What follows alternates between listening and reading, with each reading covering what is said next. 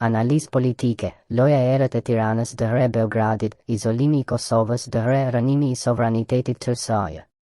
Dështimi i formimit të qeverisë së Kosovës nuk është as rastësi procedurale, as mosmarrëveshje politike mes partive. Është një skenar i mirë menduar, i dirigjuar me kujdes nga Beogradi, i përkrahur në heshtje nga Tirana zyrtare dhe i zbatuar me devotshmëri nga opozita e bashkuar në Prishtinë. Pas këtij dështimi fshihet një qëllim i vetëm, izolimi i Albin Kurtit dhe rikthimi i Kosovës në një gjendje tranzicioni të përhershëm, ku gjithçka mbetet pezull, e kontrolluar dhe e manipuluar nga jashtë. Një Beogradi, Tirana dëhre opozita, të ri këndet e një trekëndëshi politik. Serbia e ka kuptuar prej kohësh se nuk mund ta mposhë Kosovën me tanke e ushtar, por mund ta dëmtojë me politikë, me propagandë dhe me njerëz të bindur brenda vetë sistemit kosovar. Në këtë lojë, Beogradi ka gjetur partnerin më të përshtatshëm në Tiranë. Qeveria e Edi Ramës, në vend që të forcojë unitetin shqiptar, ka zgjedhur të përdorë ndikimin e saj për të dobësuar çdo lider që nuk i nënshtrohet logjikës së kontrollit rajonal. Në thelb, Tirana zyrtare dhe Beogradi ndajnë një interes të përbashkët. Një Kosovë e paqëndrueshme është një Kosovë e manipulueshme. Një Kosovë pa qeveri është një Kosovë e shantazhueshme. Një Kosovë pa Albin Kurtin është një Kosovë e hapur për marrëveshje të reja mbi veriun, asociacionin apo kufi. Dhe për të arritur këtë, u përdor opozita kosovare si mjeti i përsosur.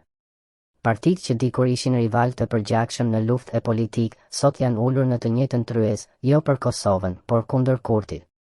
Kjo është ironia tragjike e një klase politike që për interesa të ngushta personale pranon të bëhet pjesë e një skenari antikombëtar. 2. Roli i Tiranës, në GVA, në partner në orkestrim. Edi Rama e ka bërë të qartë në mënyra të ndryshme që prej vitit 2020 se nuk e pranon pavarësinë e plot politike të Kosovës. Ai e sheh Kosovën si satelit, jo si shtet të barabartë. Përmes mediave të kontrolluara, përmes ndikimit diplomatik dhe përmes lidhjeve të ngushta me disa lider opozitar në Prishtinë, Tirana ka ndërtuar një narrativ destabilizuese, se Kurti është radikal, se s'di të bashkëpunojë, se izolon Kosovën ndërkombëtarisht. Në fakt, është e kundërta, Kurti është i vetmi lider shqiptar në rajon që ka guximin të thotë jo kur çështja prek interesin kombëtar.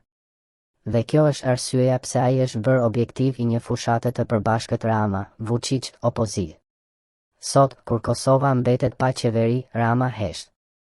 Sepse kjo është pikërisht ajo që ai donte, një Kosovë e lodhur, e zhgënjur dhe e pambrojtur, që detyrohet të pranojë ndihmën e Tiranës, ndihmë që në thelb është kontroll.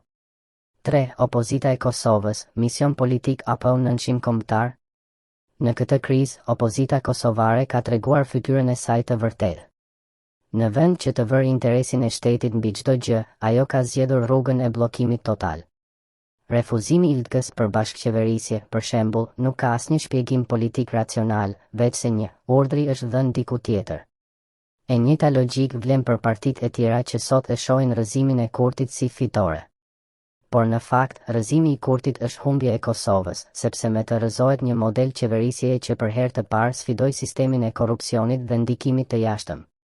Opozita nuk po kërkon ndryshim, po kërkon rikthim. Rikthim në periudhën para 2020-s, kur çdo vendim merrej në konsultim me ambasadat, me Beogradin ose me Tiranën.